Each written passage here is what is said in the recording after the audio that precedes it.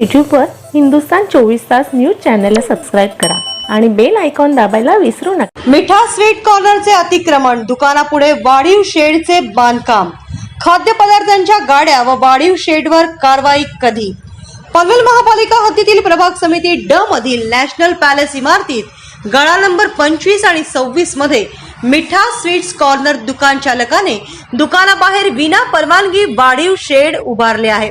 या शेडवर महापालिकेने कारवाई करावी अशी मागणी इमारतीमधील नागरिक करीत आहेत। या दुकान चालकाने विना परवानगी गाड्यामध्ये अंतर्गत बदल केले आहेत। इमारतीच्या मार्जिनल स्पेसचा गैरवापर करत खाद्यपदार्थांच्या गाड्या लावल्या आहेत। या अतिक्रमणावर महापालिका प्रभाग अधिकारी तथा सहाय्यक आयुक्त रुपाली माने कारवाई का करीत नाही असा प्रश्न उपस्थित होत आहे।